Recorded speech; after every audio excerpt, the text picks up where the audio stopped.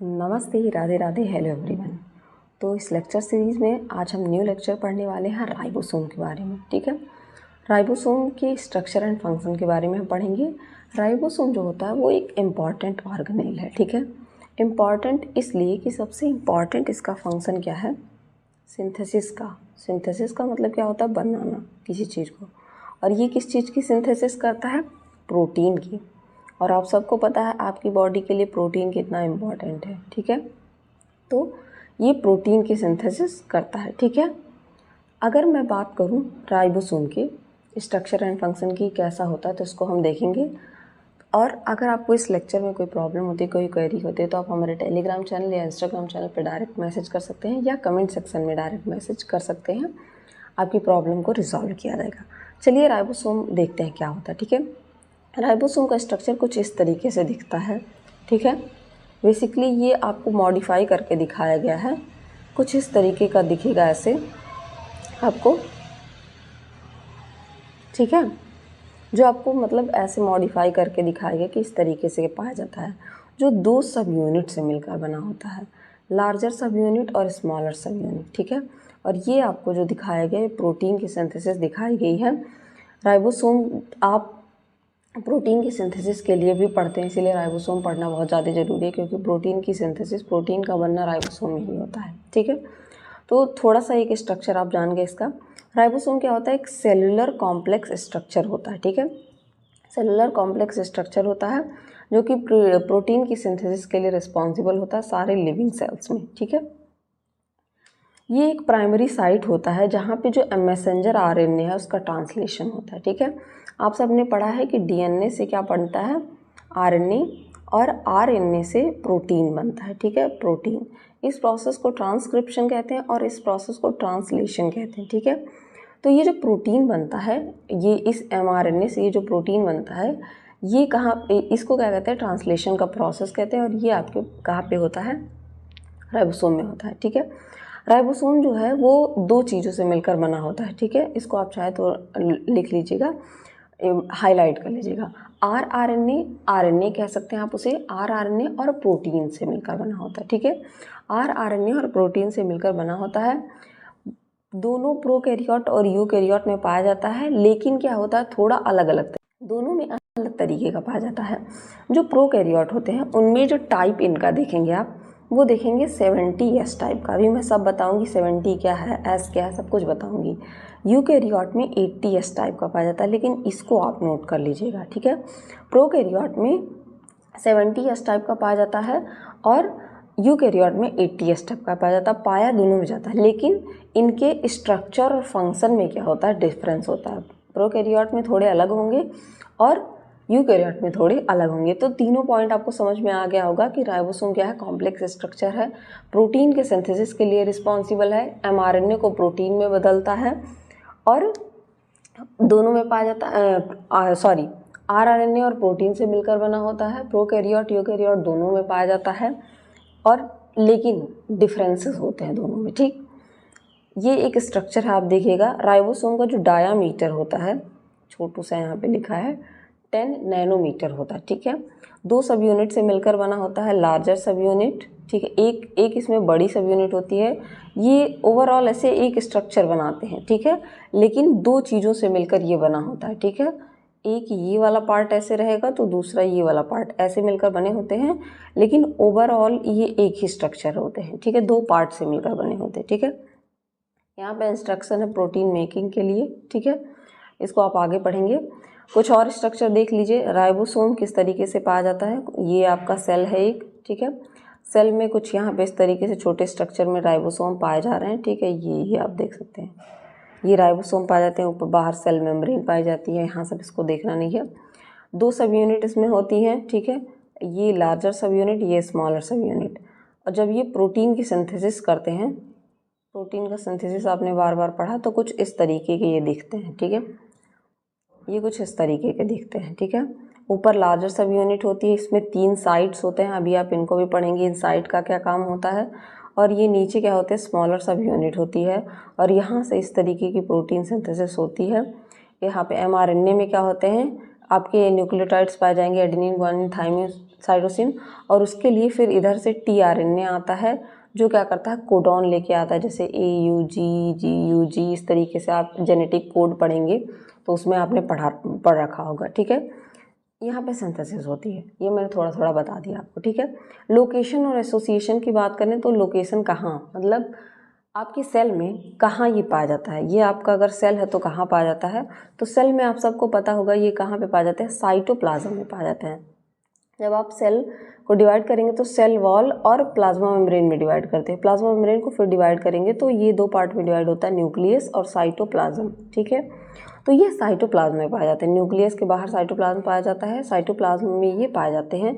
और दो तरीके के पाए जाते हैं, एक होता है बाउंड राइबोसोम और एक होता है फ्री राइबोसोम। फ्री राइबोसोम है जो आपको ऐसे इसमें दिख जाएगा, और बाउंड राइबोसोम ये आपको दिख रहा होगा यहाँ पे, जो एंडोप्लाज्मिक रेटिकुलम से मिला रहता है, जिसी वजह से एंडोप्लाज्मिक रेटिकुलम दो पार्ट में पाया जाता है, रफ एंडोप्लाज्मिक रेटिकुलम और बाउंड रफ और स्मूथ। तो रफ वाले पे क्या होता है, राइबोसोम आके अटैच होता है, यही बताया गया है। ये कहाँ पाया जाता है, फ्रीली साइटोप्लाज्म में पाया जाता है, फ्री राइबोसोम, या ये अटैच होते हैं राइबोसोम में, जिसको कि बाउंड राइबोसोम कहते हैं। बाउंड राइबोसोम क्या करते हैं, synthesise protein that are destined for secretion and incorporation into membranes और पैकिंग विद इन ऑर्गेनेल्स। जब आप एंडोमेम्ब्रेन सिस्टम पढ़ेंगे, मैं आपको पढ़ाऊंगी, तो वहाँ पे आप देखेंगे कि एंडोमेम्ब्रेन सिस्टम में क्या होता है, प्रोटीन की सॉर्टिंग होती है, सिक्रीशन होता है, इनकॉर्पोरेशन। तो वहाँ पे जो प्रोटीन की सिंथेसिस होती है वो बाउंड राइबोसोम के थ्रू होती है, ठीक है। वो इस वहाँ पे कौन सा पार्ट राइबोसोम का काम करता है, बाउंड राइबोसोम वाला। और नॉर्मल प्रोटीन की सिंथेसिस जो होती है वो फ्री राइबोसोम में होती है। तो इसका लोकेशन और एसोसिएशन क्या है आपको समझ में आ गया होगा। स्ट्रक्चर ऑफ राइबोसोम की अगर हम बात करें तो राइबोसोम मैंने आपको बताया दो पार्ट से मिलकर बना होता है, राइबोसोमल आरएनए और प्रोटीन। दोनों में पाया जाता है, प्रोकैरियोट में 70S टाइप का, यूकैरियोट में 80S टाइप का पाया जाता है, ठीक है। दो सब यूनिट से मिलकर बना होता है, ठीक है, जिसको कि लार्जर सब यूनिट और स्मॉलर सब यूनिट के नाम से जाने जाते हैं। और दोनों क्या होती हैं, जब इन प्रोटीन बनना होता है तो दोनों सब यूनिट इस तरीके से आके अटैच हो जाती हैं, ठीक है, इस तरीके से आके अटैच हो जाएंगी ये। और जब ये बन जाती हैं उसके बाद फिर ये इस तरीके से डिसोसिएट हो जाएंगी, अलग हो जाएंगी, यही बात यहाँ पे मेंशन की गई है, ठीक है। लार्जर सब यूनिट होती है वो 3 RNA मॉलिक्यूल से मिलकर बनी होती है और कुछ प्रोटीन से। वो 3 RNA मॉलिक्यूल क्या है अभी हम देखेंगे, ठीक है। लार्जर सब यूनिट यूकैरियोट में ये लार्जर सब यूनिट, मान लीजिए ये आपका, अभी मैं दिखाऊंगी भी इसको, ये आपका एक लार्जर सब यूनिट है और ये स्मॉलर है। तो अगर यूकैरियोट में मैं बात करूँ, चाहे तो आप इसको लिख लें, यूकैरियोट में ये क्या होता है, यूकैरियोट में ये 60S टाइप का होता है, ये यूकैरियोट की बात होगी, ठीक है। और प्रोकैरियोट में यही क्या होता है, ये 50S टाइप का होता है, ठीक, प्रोकैरियोट में। और वहीं स्मॉलर सब यूनिट की बात करें तो यूकैरियोट में ये 40S टाइप का होता है। यस क्या होता है अभी मैं ये भी आपको बताऊंगी, यस क्यों लिखा जाता है। और यूकैरियोट में ये क्या होता है, 30S टाइप का होता है, ठीक है। तो होपफुली ये समझ में आ गया होगा आपको, ठीक है। स्मॉलर सब यूनिट RNA और कुछ प्रोटीन से मिलकर बना होता है ये भी, और ये 40S सब यूनिट इसमें पाया जाता है, ठीक है। अब RNA मॉलिक्यूल्स क्या होते हैं, हम इनके बारे में थोड़ा सा जानेंगे। तो RNA मॉलिक्यूल्स क्या होते हैं, राइबोसोमल RNA कहते हैं इनको, ठीक है। जो राइबोसोम में RNA पाया जाए, एक बात और जान लीजिए, राइबोसोम में खुद का RNA पाया जाता है, ठीक है। खुद के RNA और प्रोटीन से मिलकर वो बना होता है, ठीक है। ये राइबोसोम के फंक्शन में बहुत इंपॉर्टेंट रोल प्ले करता है। ये क्या करता है, स्ट्रक्चरल स्कैफोल्ड प्रोवाइड करता है राइबोसोम को and catalyse the formation of peptide bond between amino acid during protein synthesis. ये क्या करता है, स्कैफोल्ड का मतलब होता है एक, क्या कहते हैं, मतलब सपोर्ट प्रोवाइड करता है। मतलब अगर आपसे कोई काम नहीं हो रहा और मैं क्या करूँ, थोड़ा सा सपोर्ट कर दूँ और वो काम हो जाए, तो ये एक स्ट्रक्चरल सपोर्ट प्रोवाइड करता है राइबोसोम को। और ये क्या करता है, जब आप सब पढ़ेंगे अमीनो एसिड के बारे में, ठीक है, अमीनो एसिड, तो अमीनो एसिड, एक अमीनो एसिड दूसरे से जुड़ा होता है पेप्टाइड बॉन्ड से, ठीक है, पेप्टाइड बॉन्ड यहाँ पे पाया जाता है। तो ये पेप्टाइड बॉन्ड का फॉर्मेशन कौन करता है, राइबोसोमल RNA करता है। प्रोटीन सिंथेसिस के टाइम में पेप्टाइड बॉन्ड का जो फॉर्मेशन है ये करता है, ठीक है। तो ये इंपॉर्टेंट पॉइंट है। प्रोकैरियोट में, जैसे कि प्रोकैरियोट का एग्जांपल बैक्टीरिया हो गया, E. coli वगैरह पढ़ते हैं, तो उसमें जो RNA है वो 3 तरीके का पाया जाता है, ठीक है। RRNA 3 तरीके का पाया जाता है, 16S, 23S और 5S, ठीक है। 16S है ये स्मॉल सब यूनिट होती है और बाकी 2 लार्जर सब यूनिट होती है। यहाँ से भी कभी कभी क्वेश्चन पूछ लेता है तो आपको पता होना चाहिए।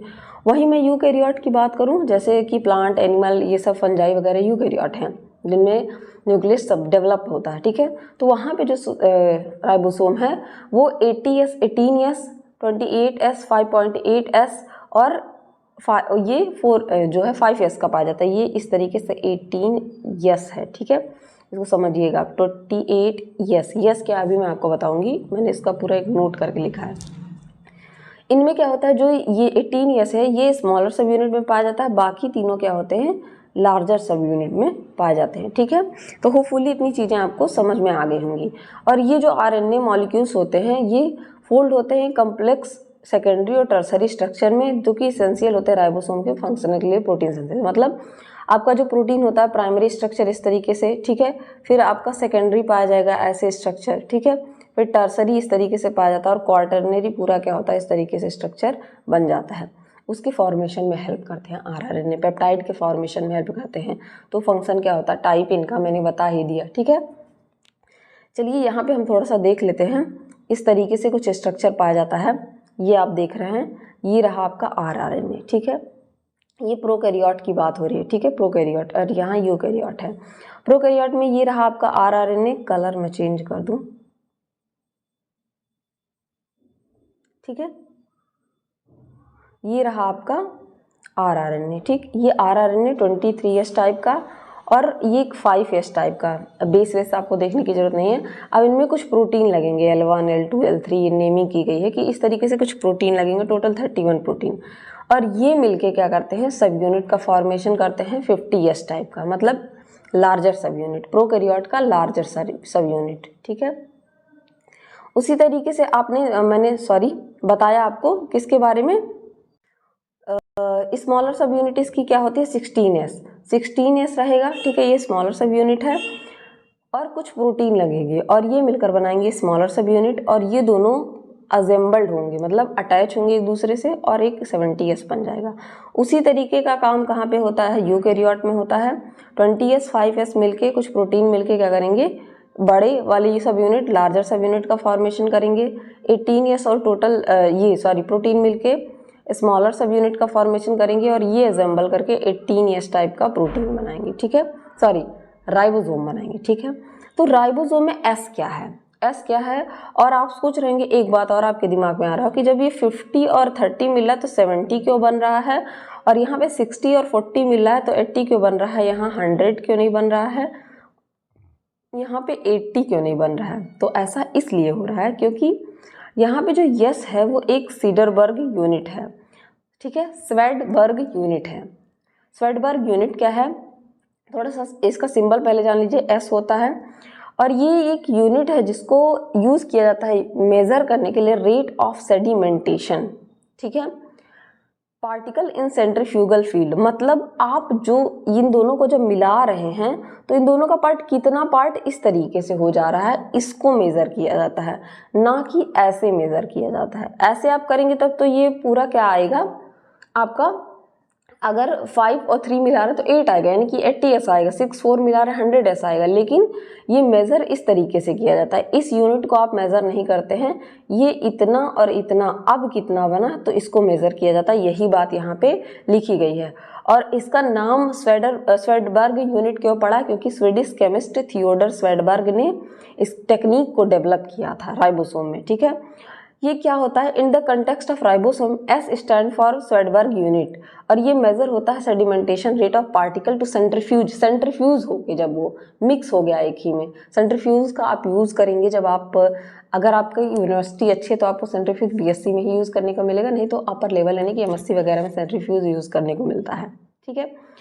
It is not direct measure of size, direct measure नहीं है, जो बात मैंने आपको बताई कि ऐसे और ऐसे, इसका डायरेक्ट मीजर इस तरीके से नहीं होता है, but rather then reflect how quickly a particle sediment when subjected to centrifuge force in solution. कैसे ये क्या होता है, सेंट्रीफ्यूज हो जाता है इस तरीके से, ठीक है, ये बात है, ठीक है। तो यही यहाँ पे होता है, इसका मतलब होपफुली आप कभी S से कंफ्यूज नहीं होंगे कि अगर यहाँ पे 50 और 30 मिल रहा है तो 70 क्यों बन रहा है। अब आपको समझ में आ गया होगा कि वो किस तरीके से एक दूसरे से अटैच हो जाते हैं, सेंट्रीफ्यूज हो जाते हैं। उसके बाद जो उनका मेजर होता है उसको हम एस कहते हैं, स्वेडबर्ग यूनिट कहते हैं। क्या होता है वो भी मैंने बता दिया, किसने डिस्कवरी की वो भी बता दिया, ठीक है। तो होपफुली आपको समझ में आ गया होगा। अब इसके प्रोटीन पार्ट को पढ़ेंगे, ठीक है। दो स्ट्रक्चर से मिलकर बना होता है आरआरएनए और प्रोटीन। आरआरएनए पूरा आपने डिटेल में पढ़ लिया। प्रोटीन क्या होता है, राइबोसोमल जो राइबोसोम्स होते हैं प्रोटीन कंटेन करते हैं, जो क्या करते हैं, protein that are involve in stabilising the rRNA molecules. RRNA molecules, RNA क्या है, इतना ज़्यादा फ्री मॉलिक्यूल है, इसीलिए वो हमारा जेनेटिक मटेरियल नहीं है, वायरस में पाया जाता है। वायरस देखिए कितना ज़्यादा इन्फेक्शन कॉज करता है, ये बहुत ज़्यादा फ्री है, बहुत जल्दी से स्ट्रक्चर चेंज कर लेगा, बहुत जल्दी मॉडिफाई हो जाएगा, जबकि डीएनए उसकी कंपेरिजन में थोड़ा स्टेबलाइज होता है। तो आरआरएनए को स्टेबलाइज करने के लिए, ये जल्दी से मूव ना करे, जल्दी से रिएक्शन ना करे, स्टेबलाइज करने के लिए प्रोटीन की यूज़ की जाती है, ठीक है।